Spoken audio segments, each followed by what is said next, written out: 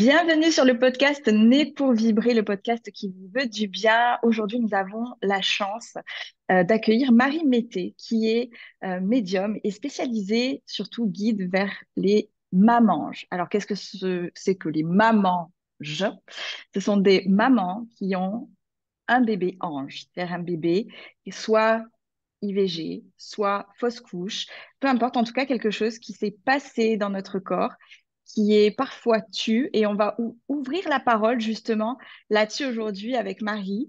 Bienvenue Marie, merci d'être là et de nous parler de ce sujet qui est quand même délicat pour les femmes. J'ai récupéré quelques statistiques sur Internet, on va les décortiquer ensemble Bonjour et Samantha, lever notre parole. Je suis contente de t'accueillir Marie. je suis très contente d'être là et de pouvoir parler de ce sujet qui concerne tellement, tellement, tellement de femmes et pourtant, on n'en parle pas.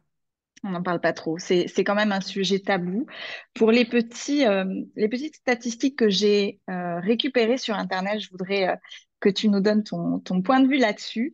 Euh, 33% des femmes avortent au moins une fois dans leur vie et une femme sur quatre fait une fausse couche, voire une, deux, trois dans leur vie, parce que parfois c'est plusieurs.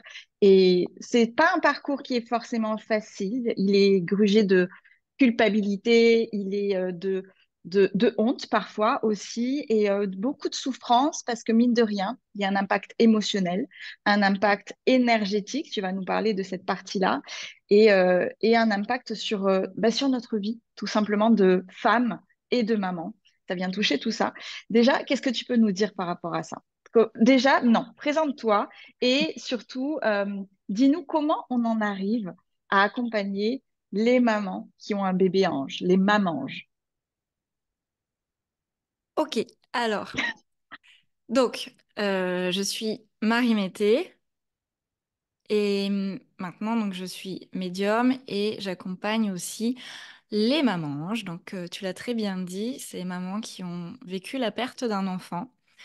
Euh, Par rapport à ce que tu as dit, je voudrais préciser, il y a les fausses couches, peu importe le nombre de semaines dont on a été enceinte. Il y a les IMG, les interruptions médicales de grossesse. Il y a la mort à la naissance et puis il y a la mort, le décès du bébé quelques jours après la naissance. Et moi aussi, je prends, donc tout ça, c'est le deuil périnatal. Euh, mais j'accueille aussi les mamans qui ont eu un bébé ou un enfant qui a vécu plusieurs années. Parce que perdre un enfant, pour moi, quel que soit le stade, c'est très difficile à Mm, mm. vivre. Ça me donne des frissons partout, rien que quand tu le dis, tu vois. Alors, sur la partie médium, déjà, il faut savoir que j'ai une formation d'ingénieur aéronautique et spatiale, que j'ai exercée pendant plus de 10 ans dans l'aéronautique, et maintenant je suis médium. Donc, rien à voir, tu es passé du Donc, tout au tout. rien à voir. Et pourquoi? Pour dire que j'ai pas fait ça toute ma vie, mais que c'est là quand même depuis toujours. Depuis toujours, je suis en contact avec les défunts. Depuis toujours, depuis que je suis toute petite, dans mes rêves, j'accueille les défunts. Enfin, j'accueille les personnes qui sont au moment du passage, en fait, qui sont en train de rendre leur dernier souffle. Donc, je les accueille dans mes bras. Je les accueillais dans mes bras, dans mes rêves. Et ils venaient s'apaiser auprès de moi, dans mes bras. Une fois qu'ils étaient apaisés, ils pouvaient rendre leur dernier souffle et partir, monter. Et ça, je l'ai conscientisé en fait assez tard. Et ensuite, la vie, mon parcours a fait que maintenant, c'est mon activité. Donc, je transmets les messages des défunts aux personnes qui sont sur Terre. Donc je fais le lien. Souvent, je dis que je suis un peu comme un poste de radio, c'est-à-dire que je me branche à une fréquence qui me permet en fait de capter les informations du monde céleste et de les rediffuser sur le monde terrestre. Mm. Ah, je vois, super intéressant. C'est un domaine spirituel, on peut dire ça Oui, comme ça. bien Ouais. sûr, oui. Donc ça, c'est une partie de ce que je fais. Une autre partie de ce que je fais, donc tu l'as dit, c'est que j'accompagne les mamanges. Et comment j'en suis arrivée à accompagner les mamanges? Eh bien, c'est que moi-même, je suis maman. J'ai vécu une fausse couche. C'était ma première grossesse. Et ce parcours-là a été tellement riche en apprentissage sur moi, sur la vie. Euh, Et sur la j'ai mort, forcément. Et sur la mort, alors moi j'ai encore une autre expérience derrière qui m'a appris, enfin qui était riche d'enseignements sur la mort, Hmm. puisque j'ai vécu une expérience de mort imminente. Euh, voilà. Donc Waouh. je suis partie et je suis revenue. Et ça s'est passé le jour de l'accouchement de mes jumeaux. Donc en fait, j'ai eu trois grossesses. Ma première grossesse, une fausse couche. Ensuite, j'ai eu mon fils aîné. Ensuite, j'ai eu mes jumeaux et un garçon et une fille.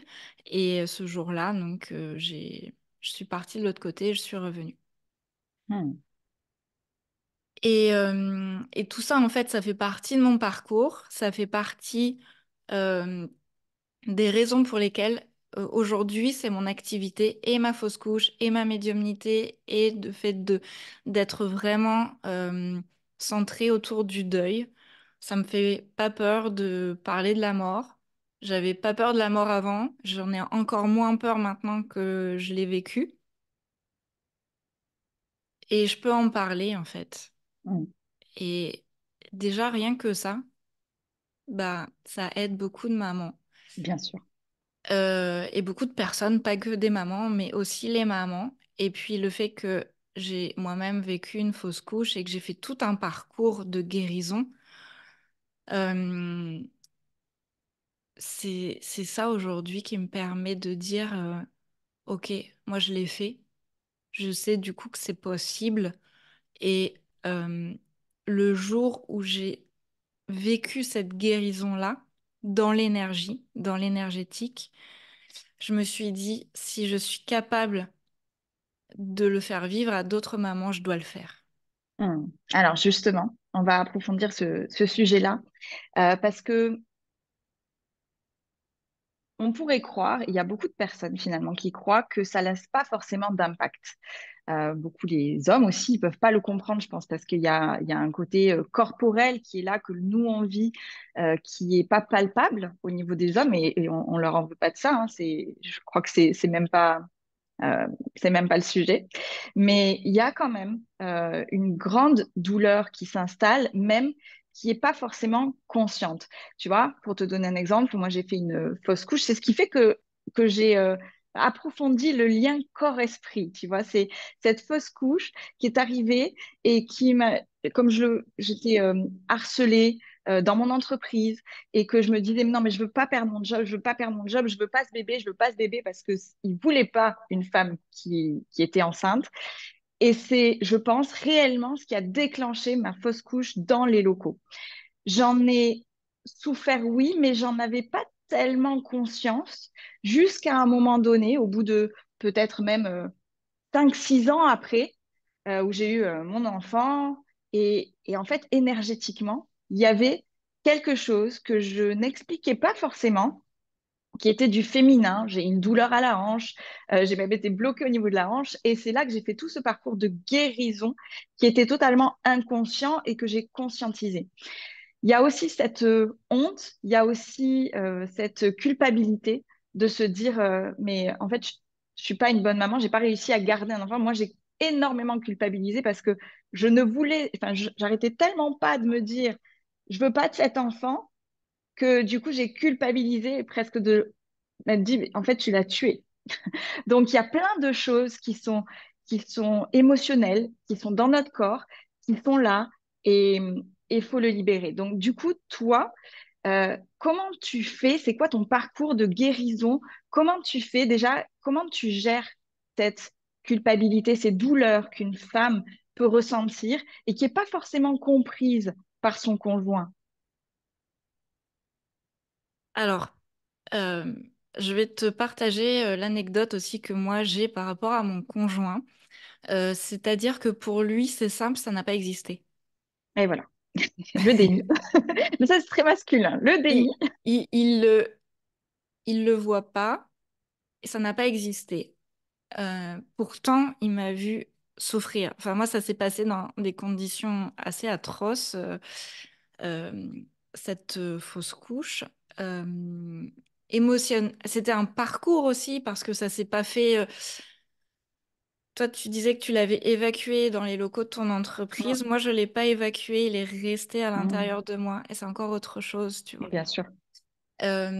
Et puis en plus, ça a duré on m'a annoncé que le cœur du bébé s'était arrêté. Puis une semaine après, on me dit non, il s'est pas arrêté, il continue à grossir, le cœur bat.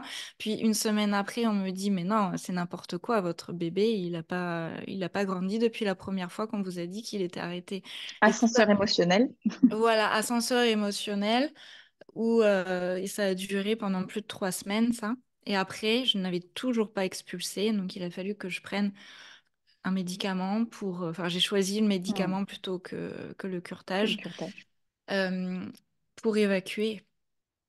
Et ce médicament, donc j'ai vécu des accouchements après, bon, ok, sous péridurale, mais ce médicament, mais les douleurs, elles ont été atroces. Enfin, Mm, j'ai hurlé du matin 9 heures jusqu'au soir 17 heures et j'ai eu des douleurs pendant 2 mois après. mm, mm. Enfin, c'était tellement violent dans mon corps, c'était pire qu'un accouchement, quoi, vraiment. Ben, finalement, on déclenche l'accouchement. Alors, moi, j'ai jamais compris cette histoire de médicaments. Moi, pour les 2 ou 3 fois, quatre que c'est arrivé, tout ça là, j'ai toujours choisi la voie du curetage, d'être endormie totalement pour ne pas justement avoir à vivre un accouchement. Parce que pour moi, c'est tu accouches de quelque chose qui finalement est mort et je trouve ça atroce émotionnellement. Je pense que je n'en aurais pas été capable. Émotionnellement, je l'aurais pas supporté. Donc, je comprends tout à fait ce que tu dis. Ma meilleure amie a vécu ça aussi dans des souffrances atroces. Ça a duré des jours. Enfin, je... Donc, bref, je pense que c'est un moment très compliqué à vivre qui laisse des traces.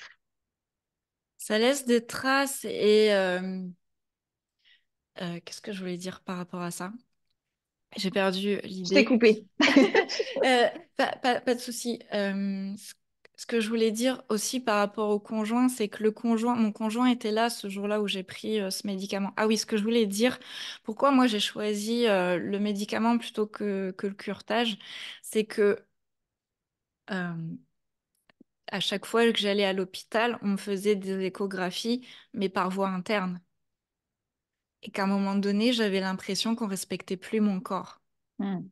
Que déjà, il se passait un truc très fort à l'intérieur de moi où je comprenais pas ce qui se passait par rapport à mon corps, pourquoi mon corps n'avait pas été capable de faire vivre ce bébé.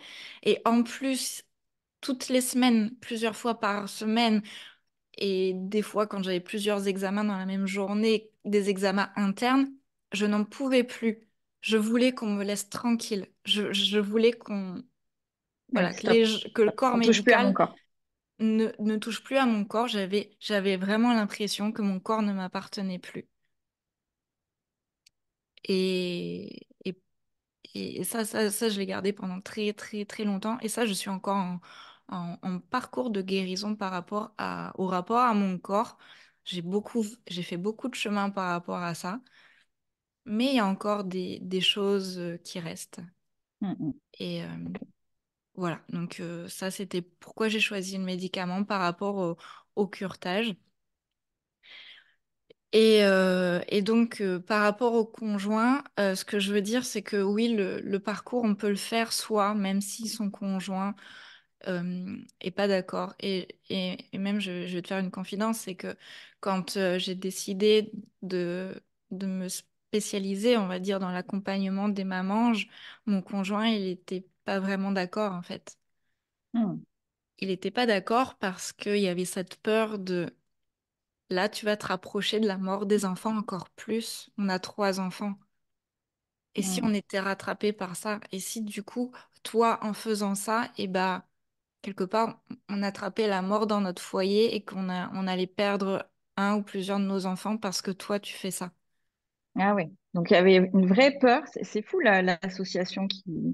Tu vois, Et j'aurais presque pu croire qu'il avait peur du fait de se dire, mais en fait, tu vas te rapprocher de la douleur que tu as vécue et du coup, tu te replonges dans le passé, tu te replonges dans la douleur et du coup, ça va être difficile pour toi. Parce qu'il y a ça aussi, le déni chez l'homme, il est très, tu vois, on avance et on se focalise pas sur le passé et ça sert à rien de reparler du passé, alors que il faut en parler, il faut plonger dans l'émotion pour pouvoir s'en libérer en général. alors quand je me suis sentie prête en fait, parce que ça faisait longtemps que je me sentais appelée par ça, par, l'accompagnement des femmes qui ont vécu la perte d'un enfant. Mais je me sentais pas prête parce que, comme tu le dis, quand même émotionnellement, d'entendre des histoires tristes, douloureuses, atroces tous les jours, Ouais, il faut être faut être solide. capable de le tenir. Mm, mm. Donc, moi, ça faisait un moment que j'avais ça en tête. Je savais pas vraiment quelle forme ça allait prendre. Et c'est le jour où j'ai vécu ma guérison énergétique, enfin, après avoir vécu ma guérison énergétique, où là, je me suis dit, émotionnellement, j'ai guéri. Intellectuellement, ça va me demander peut-être encore un peu d'intégration, mais déjà énergétiquement, dans mon corps, je l'ai ressenti. Et comment t'as fait? Ça a été quoi ton parcours justement de guérison, si tu peux? Parce que je suis sûre que dans les femmes qui nous écoutent aujourd'hui, il y a forcément un parcours. Si ça a été appelé, si elles ont décidé d'écouter ce podcast, c'est que il y a quelque chose qui interpelle, qui nous appelle. Donc, quel a été ton parcours de guérison? Par quoi tu as commencé? Comment on pourrait aider les femmes aujourd'hui à commencer ce parcours finalement de deuil, mais énergétique également? Comment t'as fait toi? Alors, bah moi, je suis pas l'exemple à suivre, c'est-à-dire que j'ai fait un déni. Je fais ma fausse couche en 2017 et j'ai fait un déni euh, jusqu'en... Mes jumeaux sont nés en 2021 et jusqu'à peu près jusqu'au moment où j'ai vécu mon expérience de mort imminente, en fait. Hmm. Ah, bah, du coup, est-ce qu'on peut faire une petite parenthèse sur Oui. cette expérience? Est-ce qu'elle t'a aidé, cette expérience de mort imminente, justement à faire ton chemin? Alors, elle m'a aidée euh, pour toute ma vie, en fait. Hmm. C'est Tu que peux nous en parler? Enfin, oui, voilà, je quelques lignes. l'ai. Bah alors, je sais pas ce que tu veux savoir, mais alors pose-moi des questions, Je mais veux tout savoir, je veux tout savoir. Bah, déjà peut-être que c'est un terme, l'expérience de mort imminente, c'est peut-être un terme que les personnes qui écoutent l'épisode ne connaissent pas. L'expérience de mort imminente, et tu m'arrêtes si je me trompe, c'est quand tu fais une expérience, justement, tu meurs, entre guillemets, tu pars dans la dimension de la mort et tu reviens. Alors moi, j'adore ça parce que je suis passionnée de ces EMI. Et il y a des livres comme La Source Noire, des livres comme Divine Connexion, qui sont absolument magiques et qui peuvent nous emmener sur ce chemin qui nous fait accepter finalement la mort. Et il y a plein de choses magiques qui se passent lors d'une une expérience de mort imminente, parce que paraît-il que tu reviens, alors moi ça m'est pas arrivé, donc je sais pas, mais paraît-il que tu reviens avec un apaisement, une compréhension, un soulagement, parfois une créativité. Euh, donc toi, cette expérience, qu'est-ce qu'elle t'a amené, comment tu l'as vécue, et si tu peux nous raconter en fait qu'est-ce qui s'est passé. Mm, ouais, alors, déjà, je vais parler de avec quoi je suis revenue dans l'instant, ok? Déjà, il faut savoir que j'avais pas encore accouché, j'avais encore mes deux enfants dans mon ventre quand c'est arrivé. C'est un point de détail important pour comprendre un peu la suite. Parce que moi, je suis revenue du coup avec deux enfants et pas une dépression, mais pas loin en fait. Hmm. Donc et ça a duré, j'ai de la chance, ça n'a pas duré longtemps chez moi, c'est-à-dire que ça a duré 3 mois. 3 mois où tous les matins, je partais m'enfermer dans la salle de bain pour pleurer, pour pas que mes enfants me voient, pour pas que mon conjoint me voie. Et je me demandais ce que je faisais là. Et je me demandais à la fois ce que je faisais là, pourquoi j'étais revenue. Et je me demandais pourquoi j'avais dit OK à la mort avec une telle sérénité, alors que j'étais en train d'accoucher de deux enfants quand même. Donc c'était l'accouchement, il y a eu un problème pendant l'accouchement. Ça a été... Il n'y a pas eu... Bon, déjà ce jour-là, du coup, on a failli rester tous les trois, mais il n'y a pas eu de problème médicaux Mm, mm. particulier, on va dire. Euh, C'était au moment où moi j'avais des contractions, mais j'avais des contractions, mais vraiment très, très, très, très, très fortes. Et à un moment donné, ben, je suis partie. J'en peux plus. Mon Enfin, corps, c'est en pas fait. conscient. Ça n'avait pas été conscient à ce moment-là. Non, non, c'était pas conscient. Mon corps en pouvait plus et je me souviens, j'étais sur le côté et du coup, j'avais un mur lisse en face de moi. Je fixais un point sur ce mur et je me suis dit, si maintenant je ferme les yeux, plus jamais je les rouvre. C'était une pensée comme ça. Et en fait, Mm. je suis restée les yeux ouverts, mais je suis partie à ce moment-là quand même. Et en fait, mon conjoint, il s'est aperçu que mon regard, il était Vide. vide.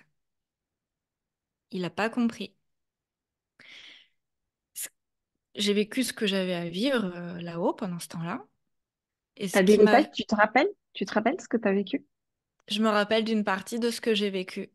Je me rappelle tout ce qui s'est passé avant aussi, en fait. Je sais on est venu me chercher avant, donc je savais qu'il allait se passer quelque chose, je ne savais pas quoi. C'est pour ça que c'était très difficile aussi pour moi, c'est que j'ai dit oui. Il y a Mm. quelqu'un qui est... Il y a Quand quelqu'un. tu dis on, c'est quoi? C'est qui?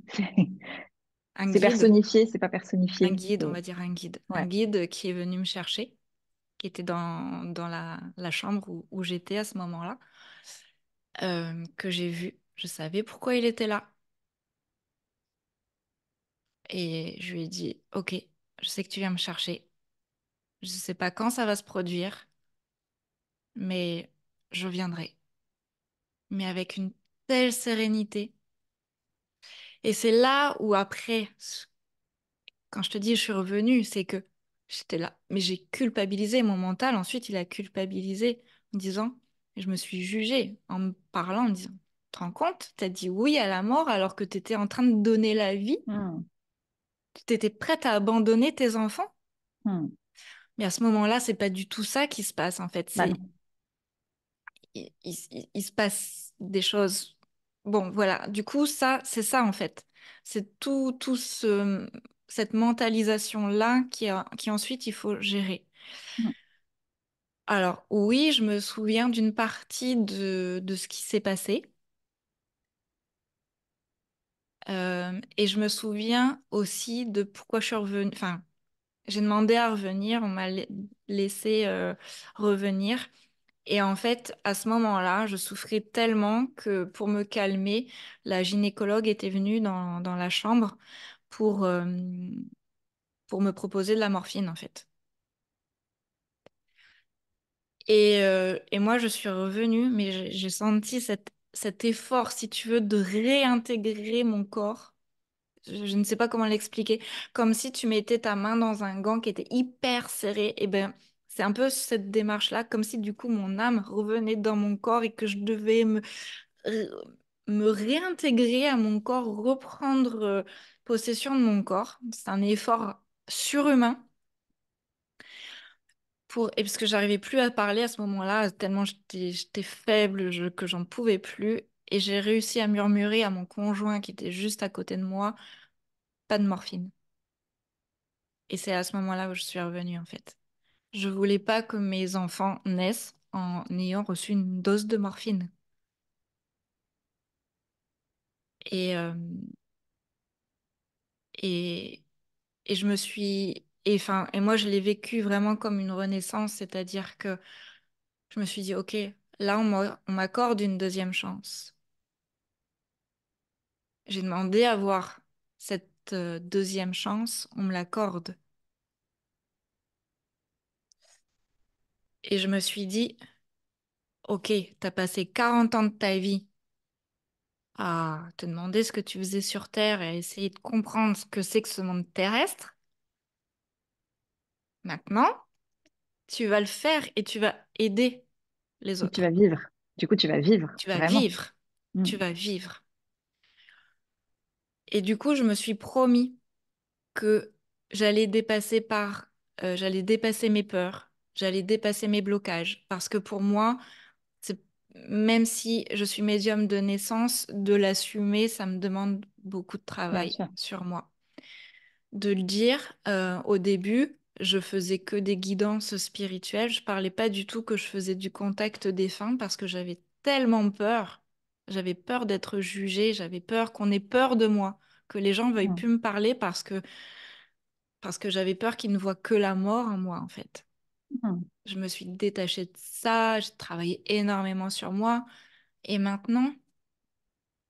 maintenant, je fais quasiment plus de guidance. En fait, j'en fais dans le cadre de mes accompagnements, mais j'en fais moins parce que ça a moins de sens pour moi. Mais par contre, de faire du contact d'âme, de transmettre les messages des âmes, mais en fait, j'ai la capacité de le faire. Et c'est trop égoïste si je le fais pas. Est-ce que je peux te poser une question là-dessus? Vas-y, ouais, oui, Parce que du coup, c'est quand même un domaine qui est encore un peu inconnu, tu vois, même si moi j'adore ce domaine-là, je le palpe pas. Est-ce que je- tu crois à la réincarnation déjà? oui. Ok. Et donc, quand tu dis je fais du contact défunt, est-ce qu'il y a des défunts qui ne sont plus contactables parce qu'ils sont partis, se sont réincarnés? Euh, je te dis ça. Je dis ça parce que pendant longtemps, tu vois, ma grand-mère, pendant longtemps, je l'ai sentie, puis un jour, je l'ai sentie partir d'un coup, comme si elle avait entendu mon message, comme s'il y avait quelque chose qui s'est passé et pfiou. Et à chaque fois que j'ai voulu la contacter, que ce soit par une amie, on m'a toujours dit elle est plus là. Donc, t'as, est-ce que quand tu te réincarnes, du coup, tu n'es plus contactable? On dit que c'est énergie, que tout est là, tout est toujours là, mais c'est une question que je me pose et mes enfants me la posent en ce moment. Mon fils, qui a 10 ans, il me dit, Maman, comment ça se passe quand on part dans un autre corps, on se souvient plus des trucs, est-ce que je pourrais communiquer avec toi quand tu seras plus là? Du coup, et j'ai pas les réponses, tu vois. Alors, moi, je vais te partager, en fait. C'est une très bonne question et que je me suis moi-même posée, en fait, et que j'investigue toujours parce que pour moi, c'est une question très complexe. En fait, pour moi, donc, c'est du contact d'âme. En fait, on, Mhm. on a, on a tous une âme et nos défunts, ils avaient une âme. Et j'ai lu le livre de Stéphane Alix, je ne sais pas si tu le connais, Lorsque j'étais quelqu'un d'autre. Non. Et en fait, Stéphane Alix se souvient il fait un rêve où il se souvient être quelqu'un d'autre. Et du coup, il raconte son histoire parce qu'il a mené son enquête, il a été sur les traces de cet homme qu'il a retrouvé dans des fichiers militaires parce que c'était un SS, c'était un nazi, enfin voilà, une histoire vraiment très difficile. Et, euh, et en fait, il a été voir plusieurs médiums. Et il avait lui-même l'impression d'être à la fois cet homme, mais de pas être lui, parce que euh, il n'a pas les mêmes idéologies Mhm. que cet homme-là. Et puis, euh, et tu vois, il y a une nuance que ce livre m'a apportée qui fait beaucoup plus de sens pour moi, c'est-à-dire que même si cet homme qui s'appelle Alexander, Alexander s'est réincarné en Stéphane Alix, ce n'est pas l'entièreté de l'âme d'Alexander qui s'est réincarnée en Stéphane Alix. C'est comme s'il y avait une fraction Un morceau d'âme. de, de l'âme qui était liée à lui, mais Stéphane Alix est Stéphane Alix avec son âme à lui qui lui est propre. Hmm. Ok. Euh, et ces médiums-là, pour répondre à ta question de est-ce qu'on est capable de connecter, les médiums avaient accès aux informations de cet Alexander. Mais du Donc morceau qui est resté. voilà. Donc Ouais. même en étant, enfin, j'en conclus que, mais c'est peut-être une conclusion un peu trop générale, mais qui va quand même dans le sens de mes croyances que même si on se réincarne, l'âme, l'âme finalement se réincarne peut-être pas en intégralité. Et du coup, il y a toujours l'âme Quelque chose qui de la reste dans... personne qu'on a connue qui reste au pays des âmes, on va appeler ça comme ça. Ok, ok, c'est intéressant. D'accord. Très bien. Et du coup, on va... Bah, merci déjà pour ce partage parce que enfin, j'adore, je suis passionnée par ça. Euh, Maintenant, justement, revenons à notre sujet. Ils sont les bébés anges qui sont devenus des anges.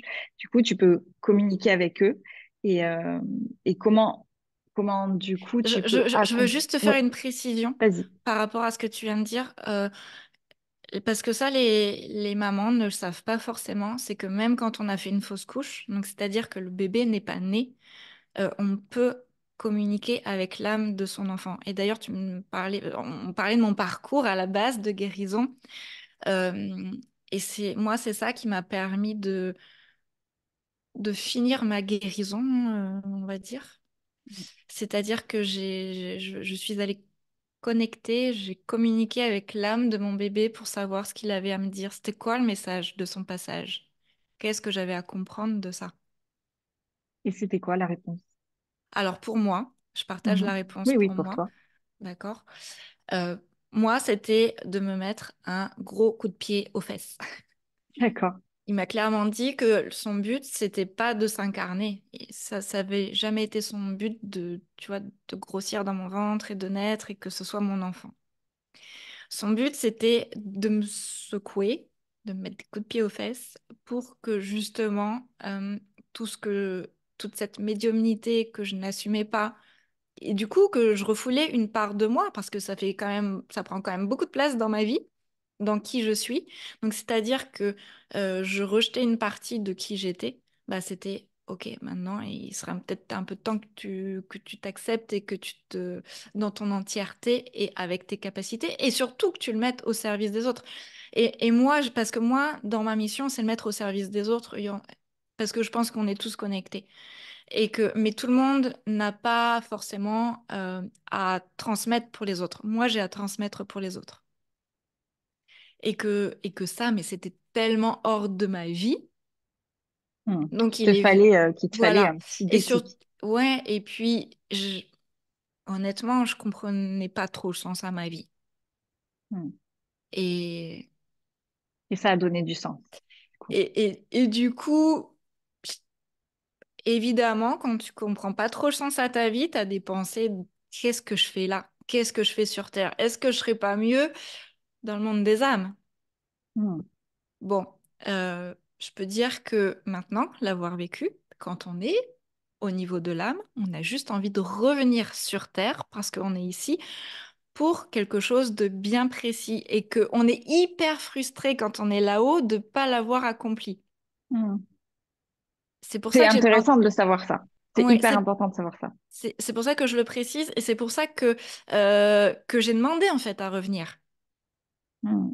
Parce C'est que tu pas n'avais que pas c'est fini. c'est pas que c'était pas bien là-haut, parce que je peux te dire que on m'a montré des trucs, c'était très alléchant de rester là-haut. Mais la frustration que j'avais de dire mais j'ai pas fini ce pourquoi je suis venue. Je suis passée à côté là. Alors laissez-moi plus de temps, ok? Hmm. Et là on m'a dit, enfin j'ai eu la chance. On me dit ok, mais derrière il faut le faire aussi. Bon Ouais. voilà. Et tu vois, ça me fait penser à parce que je pense que c'est quelque chose qui peut parler aussi aux personnes qui nous écoutent, mais j'ai une amie que j'ai connue il y a très longtemps dans un de mes tout premiers jobs elle était quelqu'un qui râlait tout le temps, elle était très aigrie, elle était en colère, elle est tout le temps contre tout le monde, rien n'allait, tu sais. Enfin, c'était limite infernal de bosser avec elle parce que elle était, surtout moi qui suis quand même quelqu'un de très positif, très machin, c'était infernal, elle râlait tout le temps, rien n'allait jamais, la vie elle était dure, c'était chiant, c'était affreux. Bref, moi j'ai quitté mon job, mais on était toujours plus ou moins en contact, et puis Facebook fait que tu restes en contact, puis du coup, elle est devenue maman. Et donc, bah voilà, tout le monde la félicite. Voilà, voilà. Et puis, j'ai des nouvelles. de par mes anciens collègues de boulot, etc., jusqu'au jour où j'apprends. Puis d'un coup, je la vois disparaître des réseaux, mais vraiment disparition totale. Et là, j'apprends, on m'appelle, on me dit, bah, tu sais, en fait, elle a perdu son enfant. Il avait 18 mois. Il a fait, du coup, chez la nounou, en plus, il est mort, comme ça, donc la mort subite du nourrisson à 18 mois, hein, c'est quand même grand déjà. Et du coup, chez la nounou, donc en plus, c'est terrible parce que c'est les flics qui t'appellent pour te dire que voilà, ton bébé est mort, il y a une enquête, enfin, tout un trafic. Elle peut pas voir du coup, le corps du bébé parce qu'il y a l'enquête, enfin, un enfer. Et là, je me suis dit, waouh, tu sais, parce que tu fais une projection, tu fais, oh là là, moi, je pourrais pas, enfin, je sais pas. Donc voilà, j'ai appris qu'elle était allée à l'enterrement, qu'elle était sous médicaments, hein, vraiment en dépression totale, ce que je comprends totalement, mais totalement. Et puis, donc, disparition des réseaux. Et puis, un jour, je la croise.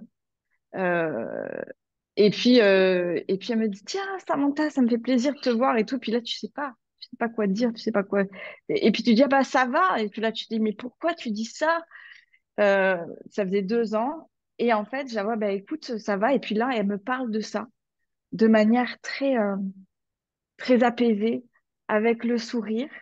Et elle me dit, bon, je vais arrêter d'en parler par contre, parce que je risque d'avoir les larmes qui montent. Mais tu sais, ça me va très bien. On a le projet avec mon chéri de revoir un bébé.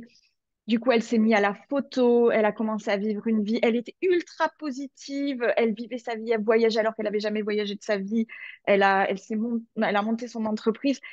Et je me suis dit, en fait, elle n'avait jamais été aussi heureuse. Elle avait mis un rituel en place, c'était très beau chaque année, à chaque date. Chaque fois qu'ils faisaient un voyage, ils écrivaient le nom du petit bébé, ils laissaient un caillou Mm. voilà, avec leur nouveau bébé. Enfin, c'était très, très beau ce qui s'est passé. Et je me suis dit à ce moment-là, eh ben, en fait, c'était nécessaire. Ce qu'elle a vécu, l'horreur, parce que franchement, je pense que c'est l'horreur, ben, elle en a fait quelque chose d'absolument magique et elle s'est mise à vivre vraiment. Donc, je me suis dit quelquefois, et peut-être que ça m'a apaisé moi, de me dire, ben, en fait, parfois, l'âme décide de s'incarner pour transmettre un message qui est dur dans la douleur, bien sûr, mais qui en fait est le truc qu'il faut pour déclencher. En fait, ce que c'est, tu viens d'expliquer pourquoi je fais ce que je fais, en fait. C'est que je sais que c'est possible Oui. d'être épanoui derrière et d'être en gratitude pour la vie, pour son enfant, d'être venu dans notre vie, même s'il est reparti. Et il nous apprend tellement. Moi, je serais jamais là aujourd'hui si j'avais pas vécu cette fausse couche, en fait. Mm. Tous les jours, mon bébé m'apprend par son absence. Mm. C'est beau. Et il y a beaucoup de femmes, et je le comprends tout à fait, et c'est normal, qui sont dans cette douleur et qui savent pas que c'est possible d'en sortir parce que elles ont aussi peur d'oublier leur enfant. Mm. Mais une culpabilité d'oublier Il y a la, ce qui s'est passé. Ouais, il y a la peur d'oublier. d'accord. Alors, c'est ce que je Puis, partageais est-ce qu'il n'y a aussi. pas justement une culpabilité de se dire, attends, moi, je vais vivre alors que lui, il est mort, alors que mon enfant est mort, tu vois? Il y a, il y a des culpabilités à tous les niveaux. Il y a, il y a vraiment beaucoup, beaucoup de culpabilité. Et moi, je travaille surtout à la libération de cette culpabilité. Je portais également cette culpabilité et c'est le jour, en fait, où justement je suis entrée en contact avec l'âme de mon enfant que ça m'a libérée de la culpabilité. Et du coup, ce que je propose dans mes accompagnements, c'est ça, en fait. C'est que j'ai la partie médiumnité où moi, je transmets les messages. Et j'ai la partie accompagnement où là, du coup, ça prend plus de temps parce que je prépare la maman si elle en a envie, parce qu'on vient libérer beaucoup, beaucoup, beaucoup de choses et je la prépare en même temps si elle en a envie à contacter elle-même directement l'âme de son enfant. Qu'elle reçoive directement, elle, le message de son enfant sans que ça passe par mon intermédiaire. Ah, ok. ça fait partie du processus d'accompagnement que j'ai. Et Ok. c'est pas la finalité non plus, mais et en fait, mais c'est l'objectif pour moi, c'est de trouver la paix à l'intérieur de soi, et que c'est possible tout en honorant son enfant. J'ai plein de choses à dire par rapport à ce que tu veux dire. Je vais reprendre sur est-ce que ta question, c'était est-ce que l'âme de notre bébé vient pas nous transmettre un message? En Mm. fait, ma manière de voir les choses, c'est ça. C'est que nous, on a une âme, donc notre enfant, il a son âme, et que on a notre chemin d'évolution à faire sur cette terre, mais que notre enfant, il a son propre chemin d'évolution. Et que pour nous, cette rencontre-là, même si elle est de courte durée, en fait, elle sert nos deux âmes dans leur évolution. Nous, ça va nous faire évoluer vers là où c'est bien pour nous d'évoluer. Mais lui aussi, il faut avoir conscience que lui aussi, il a son propre chemin d'évolution et qu'il a son propre parcours et que pour lui aussi, c'est, il y a un intérêt, en fait, à vivre cette expérience-là. Si je reprends mon cas, donc je disais que moi, l'âme que j'ai accueillie, ça a été pour moi, donc on va dire un déclencheur pour me mettre en action, trouver du sens à ma vie. Ce que j'ai compris, c'est que lui, ou elle, c'était une petite fille qui s'appelle Iris, que pour Iris, l'âme d'Iris, c'était son passage par rapport à son évolution. C'est un guide pour moi. Et dans son processus pour être guide, il y a ils, ils savent que ça va être difficile pour la maman, bien sûr. Et c'est en rien une punition, ça on n'a pas encore parlé, mais c'est en rien une punition. Ça veut pas dire que chaque maman mérite ce qui lui arrive, absolument pas. Il faut vraiment se défaire de ça. Et c'est pour ça que moi, mon approche, c'est vraiment une approche au niveau de l'âme et pas au niveau de l'humain. Donc la punition, c'est une notion humaine. Tu mérites que ce que tu dois avoir, c'est une pensée humaine aussi. Au niveau de l'âme, pour moi, il faut voir ça en termes d'évolution. Par rapport donc à l'âme de mon Iris, ça faisait partie de son évolution de guide, de me faire vivre cette expérience difficile parce qu'il fallait que dans son évolution, elle soit capable De aussi transmettre un message. de transmettre un message et d'accompagner en fait, parce que c'est pas juste le passage, une fois que l'embryon est expulsé, c'est fini. Elle continue de m'accompagner. Mm. Elle continue d'être un guide. Et c'est un peu, enfin, et ça, je lui ai permis ça aussi à travers l'accueil que j'ai eu d'elle. Elle m'a permis des choses, je lui ai permis des choses, et l'objectif commun, c'est l'évolution de D'évoluer. l'âme de chacun. Ok. Ok. Ouais, ça c'est très beau et je pense que c'est très apaisant pour nous de le voir et surtout de l'intégrer comme ça. Et du coup, est-ce que tu aurais un petit conseil parce qu'il est déjà 12 heures, tu vois, ça fait déjà 45 minutes. On aurait plein de choses à dire sur ce sujet, bien évidemment, il est énorme. Quel est le message que tu aimerais transmettre à des femmes qui ont justement euh, soit qui n'ont pas conscience de la douleur. Déjà, on pourrait transmettre un premier message sur le fait que c'est quelque chose à soigner. Même si on n'a pas conscience que ça a fait mal, ça laisse des traces et qu'il faut passer par une acceptation, en tout cas une libération, quelque part, pour aller mieux. Et de deux, pour celles qui ont des, des difficultés, de la culpabilité, de l'incompréhension, de l'injustice parfois, toutes ces blessures qu'on peut ressentir lorsqu'il se passe un truc comme ça, quels seraient les messages que tu voudrais leur transmettre aujourd'hui de manière à les aider et leur dire c'est OK en fait. Et vous n'êtes pas toute seule. Oui, déjà, ce que j'ai envie de leur dire, c'est que vous avez le droit de ressentir ce que vous ressentez. Vous avez le droit d'avoir mal, vous avez le droit de souffrir et vous avez le droit d'en parler. Il y a une nuance, je trouve, importante entre les mamans qui ont fait des fausses couches et les mamans qui ont dû faire une interruption médicale de grossesse. C'est que les fausses couches, il y a personne qui l'a vu à part la maman. Et que souvent, on s'autorise pas à faire ce deuil-là, parce que et tout le monde dit c'est rien, t'inquiète, t'en Ouais, feras c'est rien, d'autres.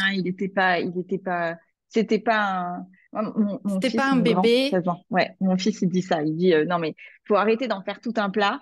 C'est un garçon, c'est normal. Il faut arrêter d'en faire tout un plat de ce truc-là. Ça n'existe pas. C'était pas un bébé. C'était juste, qu'est-ce qu'il dit? Il dit, c'était juste une graine. C'est horrible à entendre. peut-être que physiquement, dans la matière, c'était une graine, mais n'empêche que l'âme, elle était là Ouais, et que notre corps de femme s'est mis en fonctionnement, les hormones se sont activées. bah oui. Parce que la Et ça maman, laisse une elle était trace. déjà là. Ouais, Ça ouais. laisse une trace. Donc déjà, aux mamans qui ont fait des fausses couches, euh, sachez que ce que vous avez vécu est réel. Ensuite, quel que soit le type de deuil périnatal, osez en parler. Et je sais qu'il y a des associations qui le font. Moi, j'ai ouvert un groupe privé qui est dédié uniquement aux mamanges. Alors, je sais qu'il y a des papas qui sont aussi très affectés, des papanges qui sont très affectés, mais j'ai choisi d'ouvrir cet espace pour qu'on reste entre femmes, entre mamans. Et donc, Donc, il comment y a il s'appelle ton groupe? C'est Les Mamanges en paix. C'est ça, sur voilà, Facebook, si on veut te sur, retrouver et intégrer un groupe bienveillant qui est à l'écoute de ces douleurs-là. Donc, vous pouvez les retrouver, Marie, sur Les Mamanges en paix sur Facebook. ouais, c'est ça. Et ensuite, il y a toutes les émotions. Souvent, on s'autorise pas. Donc, d'une, on s'autorise pas à en parler. On ne sait pas à qui en parler, on ne sait pas comment en parler. Donc, sachez qu'il y a des personnes qui sont prêtes à vous écouter. Mm, Et il y a aussi tout l'accueil des émotions. Parce que les émotions, elles sont enfermées quelque part. elles sont toujours là. Elles sont toujours là. Et c'est pour ça que du coup j'ai mis en place cet accompagnement et que je disais que ça va quand même bien plus loin que le contacter l'âme de son enfant, c'est que on va libérer les émotions, on vient se reconnecter à soi parce que il y a souvent une perte d'identité. On ne sait plus qui on est parce qu'on n'est plus la même femme qu'avant, la perte de son enfant. Donc il y a ce moment de flottement jusqu'à temps qu'on arrive à retrouver des repères. Euh, il y a aussi euh, toute cette libération de la culpabilité là qui ronge de l'intérieur. Mm, Moi, je mm, l'ai mm. portée pendant 6 ans, cette culpabilité, sans m'en apercevoir, jusqu'au jour où je décide de regarder en fait ce qui s'était passé et jusqu'au jour où je décide de reconnaître qu'il s'était passé quelque chose. Parce que tout à l'heure, j'avais commencé comme ça en me disant, j'ai commencé par du déni. Mon déni, il a duré 6 ans. Eh oui. Parce que Mm. j'entendais, et notamment mon conjoint, qui me disait, il s'est rien passé, il n'y a rien eu. Oui, c'est rien. Alors C'est rien. C'est pas grave, c'est rien. je m'étais convaincue que c'était rien passé, qu'il n'y avait rien eu. Mais sauf que mon corps, il avait quand même la mémoire, mes émotions, elles étaient là. Donc elles avaient besoin de sortir. Donc j'ai pu commencer en fait à enclencher le processus de guérison à partir du moment où j'ai reconnu qu'il y avait vraiment quelque chose et que je portais des émotions et que Mm, j'ai mm. ensuite fait le travail pour libérer. Donc ça, c'est pour Ensuite, les mamans qui ont fait une fausse couche. voilà, pour les mamans qui ont fait une fausse couche et puis aussi les mamans qui, par rapport à la culpabilité, je pense que c'est tous les cas de figure, tous les cas de deuil périnatal confondus. Et ensuite, je vois beaucoup de mamanges qui sont dans un combat, qui sont en lutte avec la vie. Mm, Euh, Il y a des mamans qui ne comprennent plus du tout le sens à leur vie, qui ont envie de partir. Et c'est pour ça aussi que tout à l'heure, j'ai parlé de cette expérience, de mon expérience de mort imminente et en insistant sur le fait que si on est là, c'est pour une bonne raison. Et tant que notre heure, elle n'est pas venue, c'est Faut- important de c'est clair. vivre notre vie et de vivre notre meilleure vie. Et pour ça, j'ai envie de leur dire de se donner de l'amour. Hmm. On se donne de la haine souvent quand on porte cette culpabilité. Parce que souvent, on se Ah dit oui, on s'aime pas. qu'on On a s'aime été pas. une mauvaise mère, qu'on n'a pas Complètement. su apporter à notre enfant ce qu'il fallait pour que il soit en vie. Mais c'est pas, pour moi, ça n'a rien à voir avec ça. Donc d'arriver à transformer cette colère qu'on a contre nous-mêmes, cette haine qu'on peut avoir, ce rejet qu'on peut avoir de nous-mêmes, de le transformer vraiment en amour En amour. Inconditionnel, du coup. Amour inconditionnel inconditionnel. envers soi, et ça n'a rien d'égoïste. Non. Et, et je voudrais juste qu'on termine avec ça. Euh, Parce que, alors, on va pas dire que c'est du tout la même douleur, ça n'a rien à voir, c'est pas la même douleur, on dit pas les mêmes choses. Mais on parle des fausses couches, mais on parle aussi des IVG, puisque moi, tu vois, quand j'avais 19 ans, j'ai fait un IVG suite à une relation non consentie, et ça a été une grande culpabilité que je n'ai pas ressentie, ça a été un déni peut-être pendant 15 ans de ça. Et pour autant, la douleur était là, la mémoire était là. Donc, est-ce que tu as un message pareil à transmettre justement pour ces mamans qui ont traversé ça et qui ont cette culpabilité hein, quand même parce que et ce regard noir des autres d'avoir tué un enfant parce que je suis désolée mais c'est le mot qui vient en fait. On a tué un enfant et c'est très dur à porter mine de rien malgré mais c'est incomparable. On n'est pas en train de dire qu'il y a une douleur plus grande que l'autre. Au contraire, c'est deux choses totalement différentes. Mais quel est le message que tu pourrais leur donner aussi à ces mamans-là? Alors déjà, par rapport à moi, moi, j'ai pas de jugement par rapport aux, aux femmes qui ont décidé de faire un IVG. Et même, je les accueille dans mon groupe, par exemple. Donc, c'est un espace où elles peuvent venir. Et si elles n'ont pas envie de dire qu'elles ont fait un autre IVG parce que elles éprouvent une gêne par rapport aux autres mamans, et ben, elles peuvent garder ça pour elles. Donc ça, c'est tout à fait possible. Ce que je veux dire par rapport à ça, si on revient encore au niveau de l'âme, moi, je pense que l'âme, elle sait où elle s'incarne. Hmm. C'est-à-dire que cette âme-là, si elle s'est incarnée à ce moment-là, dans ces circonstances-là, elle connaissait probablement la finalité. Et que, encore une fois, ça fait partie du parcours de cette âme, ça fait partie du parcours de la maman.